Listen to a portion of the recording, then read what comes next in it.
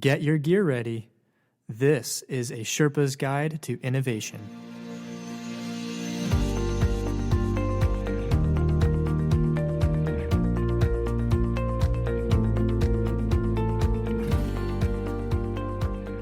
You're listening to A Sherpa's Guide to Innovation, a podcast dedicated to guiding you along your innovation expedition. Sherpa host Ben Tingey speaking. I'm accompanied by our resident professor and theoryphile, Will Behrman. Greetings to you, sir. Ben, how are you? Great to have you here, Will. Today, we're talking about how to be healthy as individuals and as a society. It's clear we've got a lot of work to do as a country and as individuals, but we need to focus on the factors that most significantly contribute to good health. Our genetics and family history play a role, as does access to good health care, but genetics and access to care only contribute a fraction towards our good health. What are the most important contributors? Well, it turns out that it's our environment, our social circumstances, and most importantly, our individual behaviors. Here to tell us more about how we can intentionally design our lives to be healthier is Steve Downs, Chief Technology and Strategy Officer at the Robert Wood Johnson Foundation, joining us today from New Jersey. Steve, welcome to A Sherpa's Guide to Innovation podcast. Hey, Ben. Hey, Will. It's great to be here.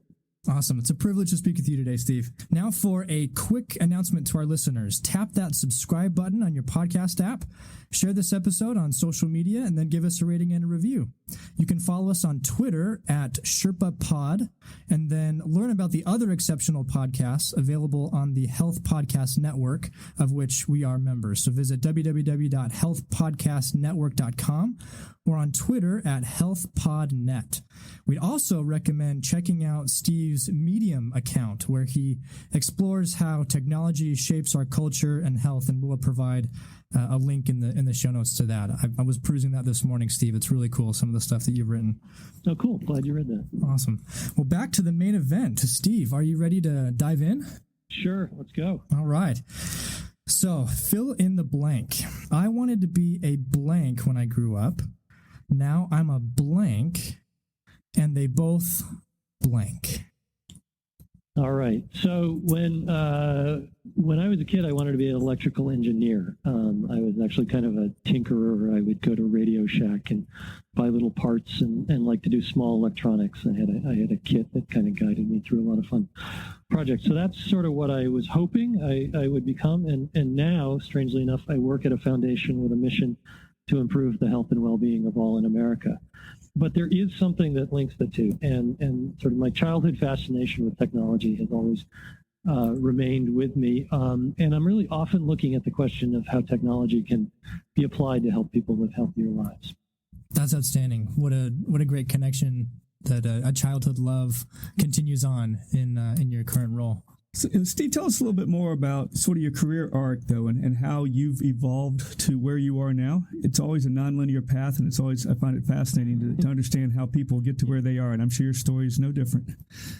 Yeah, it is a nonlinear path, and really at the core of it has always been this sort of overlap of technology and social good. So I actually started, my early professional years were in the telecommunications industry, which is telecommunications is a term we don't really hear about as much these days, but this was sort of pre-internet. There was a time when I think everyone in the industry knew that something big was about to happen. There was more capacity to carry information. Things were starting to turn digital. Things were about to get exciting. Then I actually went back to school and got a degree in technology and public policy. Again, sort of trying to marry that tech and social good parts of my brain. And then after that, I worked in the federal government, first in the Office of Disease Prevention and Health Promotion, which is a small office within the Department of Health and Human Services. And really, that was sort of my first professional introduction to health. And I learned a whole lot about public health concepts, which has been really influential for me. Then I went actually to the Commerce Department and ran a grant program that gave money to nonprofits and to state and local governments, basically for innovative applications of the internet, which was starting to blow up then, and other communications technologies. And then in the early 2000s, I came to Robert Wood Johnson Foundation, where I am now. And since then, I've had a number of management and grant-making roles. Oh, very cool. So help us understand then, where you are now, a little bit more about your role. What is the Robert Wood Johnson Foundation's charge and mission? Yeah, so Robert Wood Johnson Foundation is a large philanthropy founded in 1972 with the bequest from Robert Wood Johnson, of course, who was the former CEO of Johnson & Johnson. And our mission is to improve the health and well-being of all in America. So basically, health and U.S. are sort of the what defines us. Our vision is something we call a culture of health in America. And that's a vision in which everyone has a fair and just opportunity to lead their healthiest life possible. And I think a way to think about this is it's a vision where health is not just something for the healthcare sector, but that health and well-being become values that are baked in, right? They're baked into our public policies in many different domains, not just health, into the designs of our schools and our communities, into the products and services that companies offer, and to the decisions that we make and the actions that we take as individuals. And so that's the foundation. I have a few different roles here. One is I actually work with our program staff on program strategy, which is really about how to think about the grant making we do and the other activities we undertake in ways that they add up to significant change in people's health. The second, which is a little bit of what I'm involved with today, is doing some work raising awareness in the tech sector about how emerging technologies could be used to help people lead healthier lives. And then the third part is I have a management role, which is really overseeing how we use technology internally. So I run a large IT department. I love the idea of having health be an inherent design feature where it's baked in as a value. And that's something that you spoke about when you gave a keynote presentation at the Health Experience Design Conference earlier this year. And I was there in the audience and really, really enjoyed it. And your presentation was entitled Designing Everyday Life to be Healthier. What can corporations, employers, health systems, government do at a grand scale to design everyday life to be healthier for everybody in our country? Yeah, so let me start with a key principle here, and that is at one level, we're all responsible for the choices that we make for our own behaviors. And yet at the same time, the choices we make are always a function of the choices that are available to us. And those choices are shaped by several different factors. First, there's the very simple question of how much money you have and where you live. And of course, where you live is often a function of how much money you have. So fresh, healthy foods tend to cost a lot more than low-nutrient processed foods. And in some neighborhoods, of course, there's nowhere to go to get the fresh food, even if you could afford them. It's also very hard to stay fit if there are no safe places to play or to work out in your neighborhood. So we're doing a lot to understand and also communicate the importance of social conditions like access to jobs, affordable housing, transportation options, parks and green spaces, and good childcare options. Things like that actually have such an important influence on health. At another level, we've also observed that so much of our everyday lives have been shaped over the years by different technologies. And by technologies, I'm speaking really broadly. So I'm thinking about things like cars and televisions and microwaves and now smartphones. So these technologies and then the infrastructure and the policies and the cultural norms that developed around them have a major influence on which behaviors are easy and which behaviors are hard. And to cut to the chase a bit, that influence hasn't generally been positive. So I think there's a big opportunity as we think about the technologies that are here today and those that are emerging to reimagine everyday life and to reimagine it with health as an explicit goal. You know, to figure out how we use technology to make it easier, more convenient, and more fun to engage in behaviors that we know that are good for us. And I'm thinking about behaviors like, cooking meals at home with your family, or just moving around more, getting better sleep, socializing more, and sort of going beyond the Facebook likes and the retweets. but really, developing deep relationships with friends and family and neighbors, and getting outdoors. Actually, getting outdoors is a really good thing for us. So that's what I'm interested right now, thinking about how do we use technology to make those kinds of behaviors much more accessible, much more enjoyable, much more possible for most people. Yeah. One example from your presentation at HXD that really stood out to me was you pulled up the Google Maps navigation app and you said, how come if I punch in an address that is less than a mile away, why does it default to the car being the mode of transportation? Why can't we design, as you said, why can't we bake in a design that says, if it's less than a mile, it should default to walking to encourage more walking behaviors? And what are some other examples like that where we can redesign some of those basic things that can help us be healthier? It's funny that is one of my favorite ones because it's an easy sort of one that doesn't cost anybody anything, and it's just it reflects what happens if you have health as a goal particularly when you have a product that's not really about health, right? Maps is about directions. I haven't seen a lot of really interesting stuff that's that simple. What I sometimes think about, but it's hard to imagine at times, is I think about entertainment, and I think about as I'm sort of, winding down my evening and getting to go to sleep, I think about what Netflix is trying to show me, or the fact that Netflix is really making it hard for me not to watch the next episode when I know I have to go to bed. You can barely even reach for the remote by the time the new episode starts. But what if they actually wanted me to go to sleep? How might they design it in ways that sort of help me wind down? Maybe the lights in the room automatically adjust. Maybe the TV's not so bright as I'm starting to wind down. Maybe it's not pushing, the latest action flick. But that would be another example of if a product or a service was trying to achieve some health aim beyond what its main purpose is, and sort of respects that in of its consumers. It's kind of interesting. We've done a lot of research on that here at Atrium Health as well, and really have found that there's so many barriers to trying to have a healthy life. And I don't think people are necessarily trying to keep us from that healthy life. It's just they have a different agenda. And in the home is one of those that we found really fascinating. Yeah. Just the way a lot of our homes are built, they're sort of radial from a central area, usually a kitchen. And so you actually they're there to minimize the steps to get to places, not necessarily to help you. I actually lived in a house not too long ago that had been added on to, so it had an abnormal flow, and there was actually almost a circular track around it, which was great on days it was either too hot or too rainy because I could get my steps still. But I would sit there and read a newspaper or whatever as I was walking. But then we moved, and well, it's not quite as easy.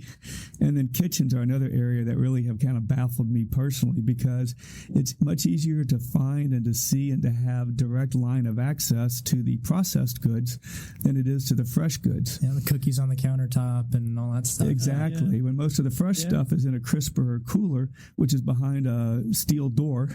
And, and it's a small space for storage, whereas I've got a really, really big pantry. Yeah, that's a great point. Now, and I think one of the things that I mentioned this in one of the Medium posts is that that there are all these industries that have really served us in a way that meets the need of sort of what customers have expressed they want from that industry, and they've done it really, really well. And I'll give you an example of think about how great cars are these days. Just think about how comfortable they are. The music, the sound systems are getting better and better. They're really, really, really impressive. And they make it so that it's almost tolerable to have an hour commute each way. But that's not good for us necessarily. Think about television. Again, I was talking about Netflix earlier. It's just insane how much good television there is these days. You could watch it 24/7 and you'd still be missing out. Yeah. They've totally met and blown away our expectations with that. But again, that's probably not good for us at some level. So there are all these things that I think where the industry said, hey, what people want is they like this stuff. We figure if they like it, they'll want more of it if we can make it even better. And they've also maximized, I think, around convenience. Yes. And so to your point, like it's not very many steps here or there, or it's easy to just grab something that's processed and heat it up quickly. And so by emphasizing convenience, and it's clearly understandable why these industries have emphasized convenience, but the net of it across all these different industries that are doing that, is that we lead sedentary lives with lousy food, et cetera, et cetera. Yeah, and Joel's focus is in the United States. Just an observation that I've had too is that it seems to be that we are better consumers in the United States of that convenience than perhaps in other countries. I know in Japan, when we were researching some of this in-home work, we found out that some of the appliance companies actually have very different appliances, especially in Japan and China, where there is a more of a fresh food space, and you can access it from the outside. And I know we're starting to see some of those products come here, but it just amazed me that 5 years ago there were very distinct products around what we wanted, and so people are selling us what we want, but it's not what we need. And so I guess interestingly enough too, how do y'all juxtapose that? And again, one more example is that I know in Europe a lot of the villages and cities were built before cars were around by several hundred years, so they're set up in a different flow and pathway than most U.S. cities, and it just seems very difficult, even with all the trends toward downtown living and walkability. And I'm a suburb guy. I can't get to the next neighborhood safely without a car, and it seems like these are a lot of barriers that y'all would have to overcome. I think they are, but I mean, I think it's interesting. There's been some stuff recently written about sort of the history of Amsterdam and how actually in the late 60s, early 70s, it was getting clogged with cars. I mean, they really sort of redesigned the city to accommodate cars, and they turned the clock back, in effect. So it wasn't just that they started from a different place and it was always natural that everybody biked everywhere, and they never evolved to the car-dominated culture we had. They actually started to move in that direction, but then decided that they wanted to turn it back. That's encouraging, because I think people rebelled. So the thing about it, and a lot of what I've been thinking about and advocating, does represent really big cultural change and really big infrastructural change. But I guess I come back to the notion of, we sort of built all of this, right? Over the last 100 years or so, we created a societal infrastructure and cultural norms and everything a certain way. Fundamentally, we can build it the way we want to over time. But I think a lot of it is about, consciously choosing to do that. And creating that movement. Coalescing. Yeah, creating a movement and sort of coalescing around what do we want out of our lives. And to the extent that we can value health more, it'll perhaps force us to ask different questions about how we sort of design our everyday lives. Yeah, I want to riff off of that one a little bit too, and some of the things that we've been alluding to are the fact that a key tenet to any behavior change is to make the right choice the easy choice, which isn't always the way we do things now. But what are some other behavioral health, behavior change, environmental design theories that y'all sort of ascribe to and sort of guide the work that you're trying to create? Yeah, so I think you sort of hit the nail on the head with the right choice is the easy choice, and the way I tend to think of this is I think of behavior change strategies as sort of a spectrum. Well, I don't know if it's a spectrum of efficacy or a spectrum of control, but I'll just tell you what I mean. So, at one end of the spectrum is this sort of idea of general motivation, right? It's messaging to people that says, "Hey, you should be more active. You should try to do more things that involve movement. It's bad for you if you don't, et cetera, right?" So sort of getting at the idea, but there's no real action, that people are expected to take. It sort of leaves that fairly vague. So that's like one end of the spectrum, and then you sort of moving from there, you get sort of the things that are about recommending more specific actions. And let's take the example again of sort of steps and stairs. So you might say you're sending messages to people that say, "Hey, you should take the stairs more often. It's good for you. Next time you see stairs, take the stairs." And BJ Fogg, who's a behavioral scientist, talks about this as sort of cold triggers. And what he means by that is when there's a message about taking an action, but it's not an action you can actually take at the moment. Right. So the example of a poster that says, "Next time you see stairs, take stairs," when it's not near any stairs, would be a cold trigger. The example he once used, I remember, was driving down the highway and seeing a billboard telling you to drink milk.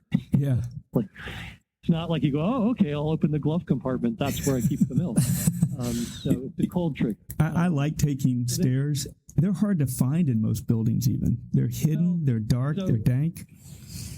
Yeah. So continuing with this sort of spectrum and using stairs as the example, a more specific action might be when you arrive at the elevator, there's a sign saying take the stairs and a little arrow showing you where the stairs would be. Gotcha. Okay? So that's a little better, right? It's a hot trigger. You can act on the message, but it's still making the stairs like a harder thing to do. Yeah.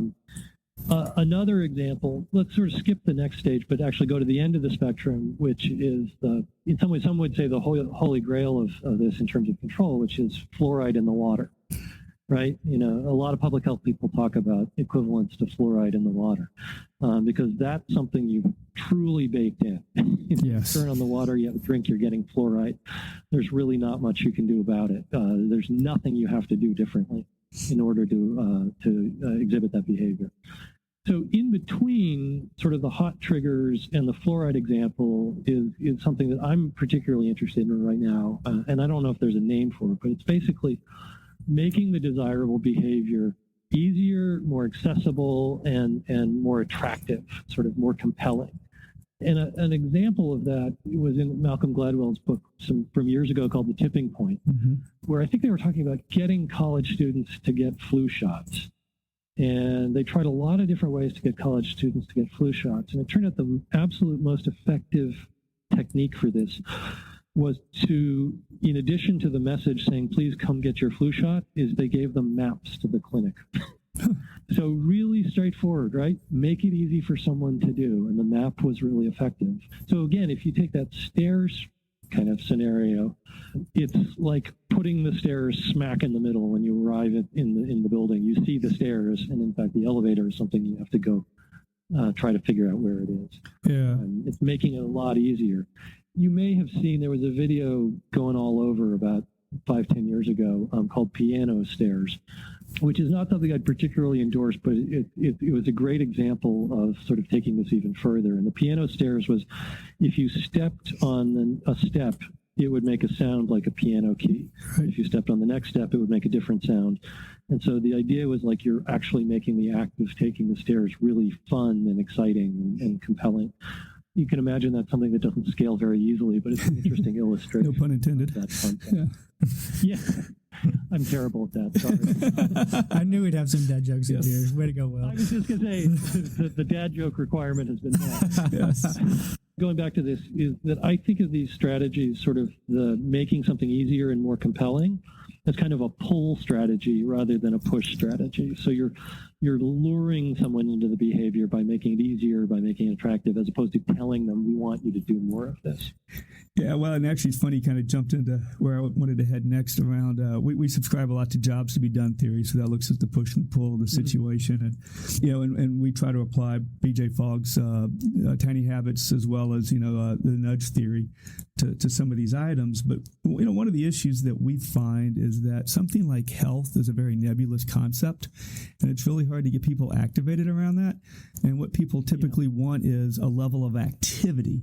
And being a sort of middle-aged guy myself, I find that I need more nudges and more help, but it's really what activates me is that desire to either do something I have trouble doing now, or probably something I did before, or something fairly concrete. So how do you and do y'all look at taking some of the abstract concepts of health and really apply them toward to activation to individual people?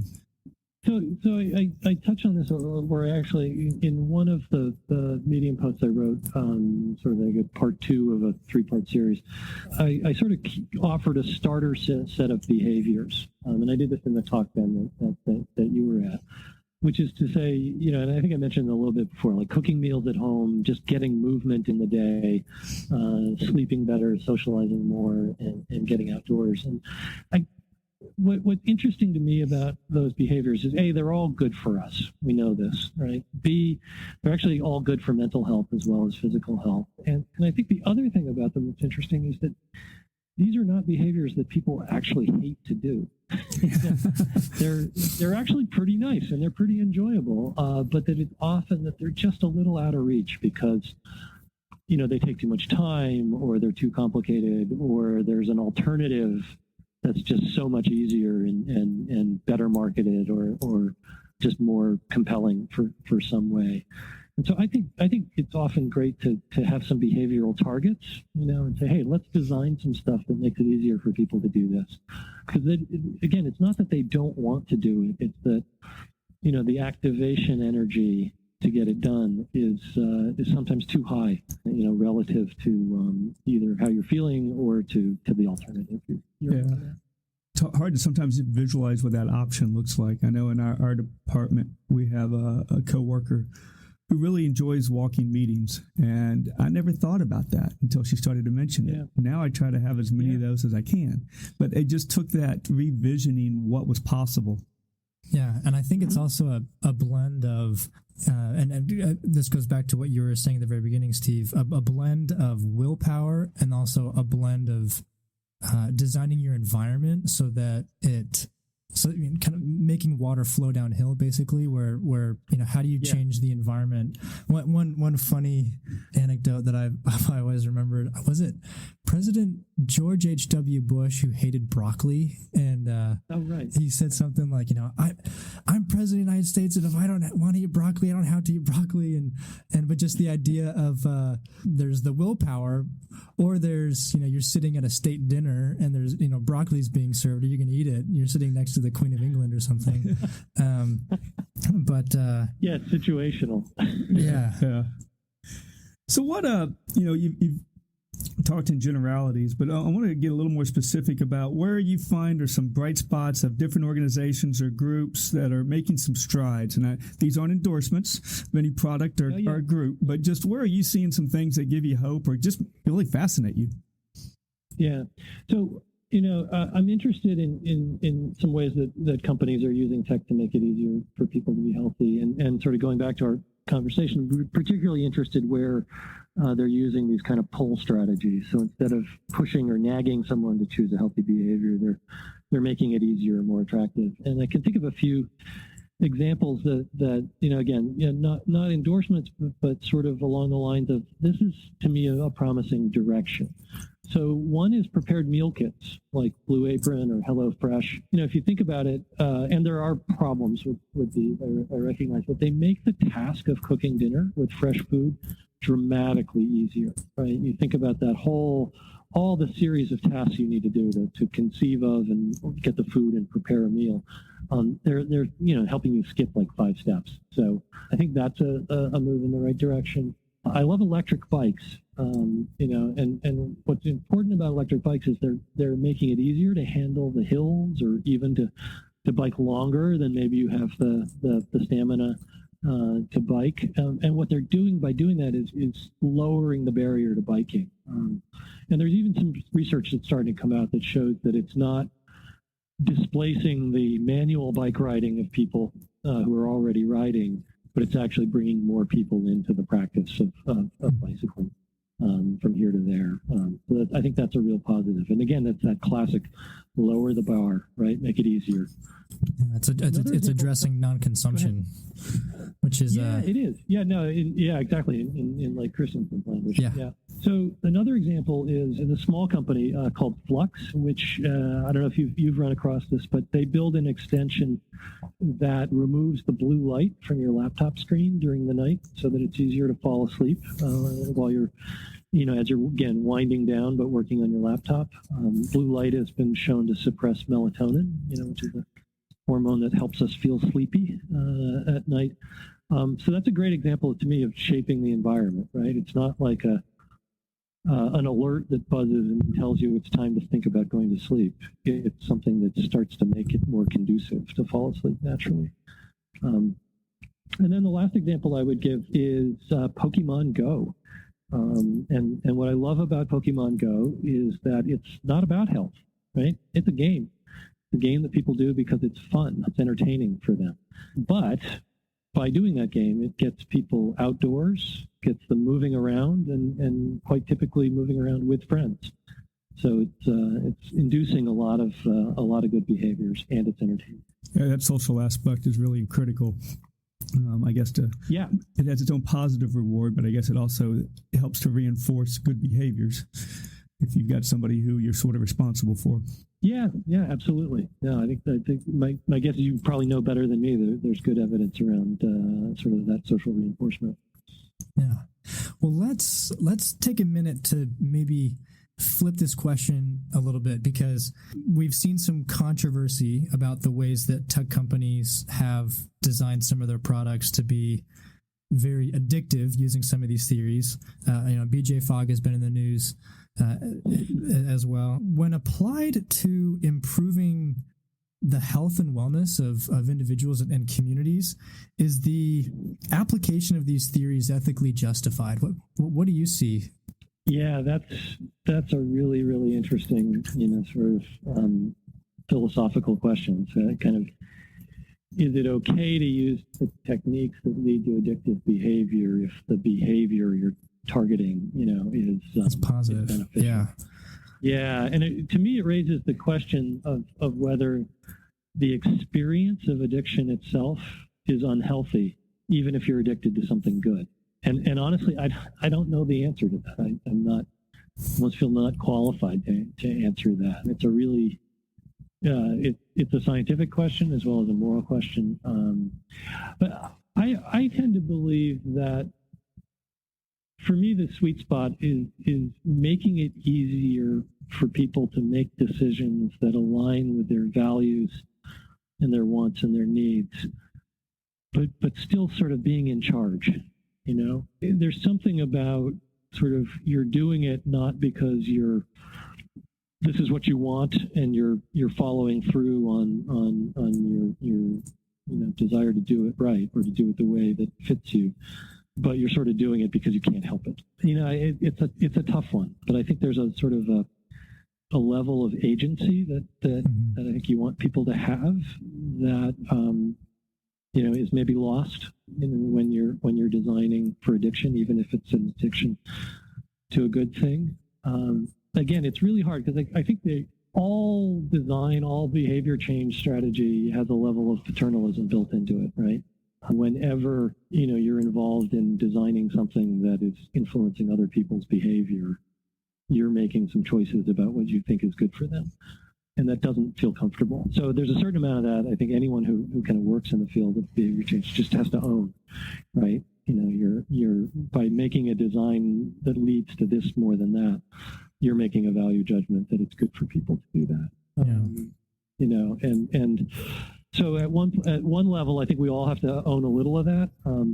But there's something about the addicting people's behavior that, as I said, I don't feel like I have a scientific or even strong moral argument one way or the other, but it just doesn't quite feel right. Yeah, I like the way that you phrase that, balancing the self-determination, preserving a modicum of self-determination while also, making what people already want to do from an intrinsic health and wellness benefit for them, the easy decision. And yeah, that's such I'm sure that's something that you probably think about pretty frequently, and yeah, it's fascinating. Well, and I think what's also interesting about it is to recognize that my guess is for so many people in our society today, things are designed to make it harder for them to do what they really want to do. So there's always bias in the system. And I think, and I sort of have used the metaphor before when I've talked about this, is that, as we're all trying to be healthy, it's like we're trying to swim upstream, because we've created so many things that make it hard for us to do that.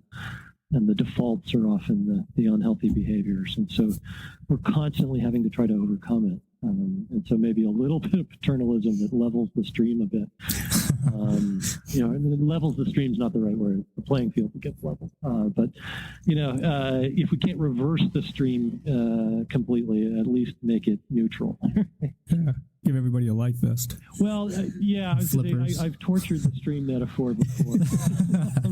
I can do that all day. Got to fish for a new one. Sorry, I was just sitting there. So, given the, obviously the environment in which you're trying to, and you and the entire foundation are trying to achieve success, if you had a magic wand, what would be your first couple of waves of the wand? Where would you want to start making big change in the mission that you and Robert Wood Johnson Foundation are trying to achieve? Yeah. So I think most fundamentally, I think we have to think about equity and about just how different the experience is for different people in terms of what they have to overcome to be healthy.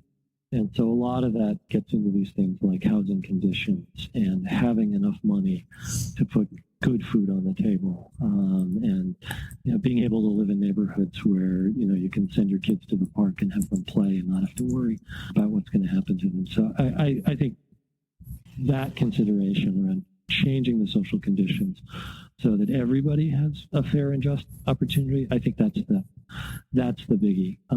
But I would say, for me, the number two that I would go after is, I would love to see the big tech companies, and I would love to see a generation of smaller startups that become the next big tech companies, really take this idea of health as a value that you express horizontally across your whole product line. Have them take that, really sort of wrap their heads around that and realign around that. I think we're seeing a lot of great stuff where companies are starting to develop health as another market segment, and that's good. But sometimes the bigger impact they're going to have on health is from the stuff they do that just shapes our lives in other domains.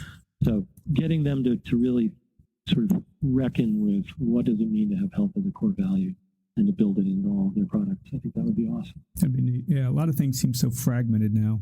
I've got to, if I want to use technology to help me with my behavior change, I've got to piece together multiple pieces that may or may not work. And I'm just fortunate enough to have enough knowledge to basically know how to do that. But I can see where that leaves a lot of people out. Yeah. Yeah, and like you said, many of these big tech companies are moving into healthcare, but are they really about trying to improve people's health, or is it a way to sell more of their current products and services? And so it's, like you said, how do you help them see the value of infusing the health as a essential design element into everything that they're doing? And I don't want to question the value of, let's say a watch that helps you count your steps or helps you track your health behaviors. But in sort of the classic public health upstream, downstream kind of terminology, that's a fairly downstream, or it's not way downstream, but it's fairly downstream in terms of you're sort of fixing the behavior with kind of a hack. Mm-hmm. You're kind of saying, look, we're not going to change anything about the design of your lives. We are going to tell you need more steps. Right. And what I've been arguing is that a lot of the other technologies actually do shape the lives in ways that either make steps hard to come by or easy to come by. Right. And so that's where I'd like to see them go, is a little further upstream into the ways that lives are sort of designed to either bring about lots of healthy behaviors or less, not so much. Yeah, by the time somebody's purchased a step counter, they're already activated and slightly motivated. And that's true too. And so how can we even get to people who aren't activated and motivated? Yeah.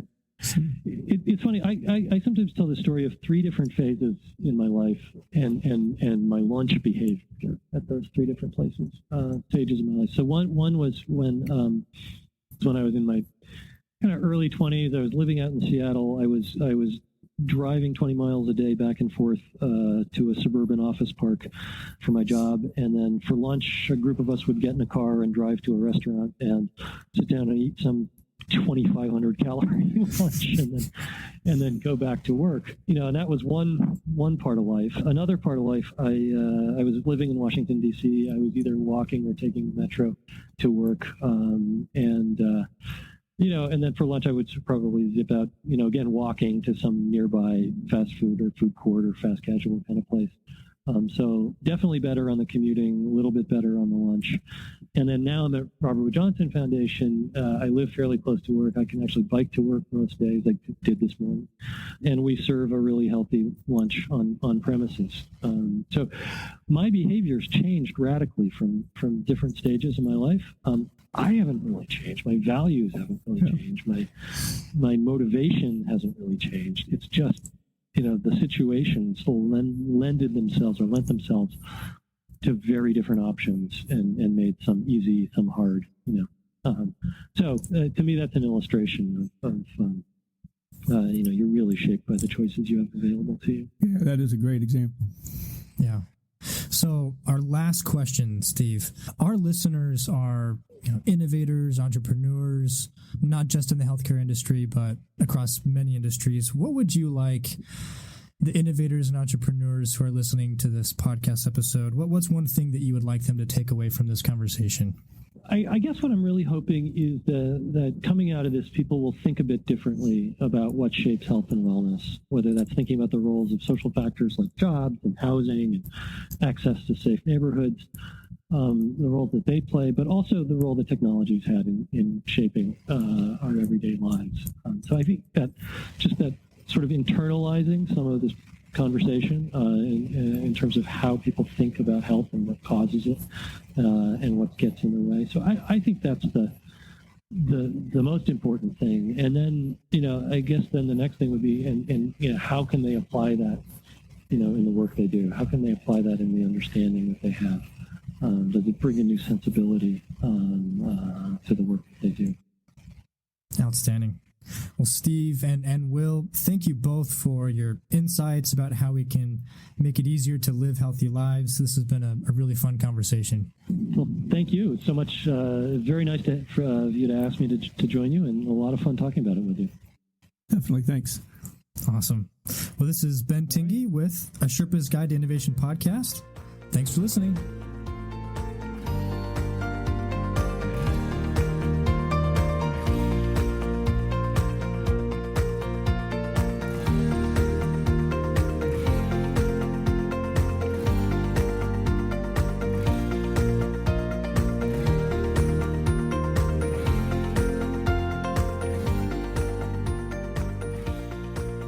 So many things that you said got my mind going in lots of different directions. I mean, at the beginning, you talked about how cars have influenced our health, and I was like, wow, you could spend so much time talking about how the motor economy has contributed to the way that our suburban America is designed, and I mean, there's so many things that, such an interesting conversation. Cars created fast food. That's right. Yeah. Yeah, it's extraordinary. Yeah.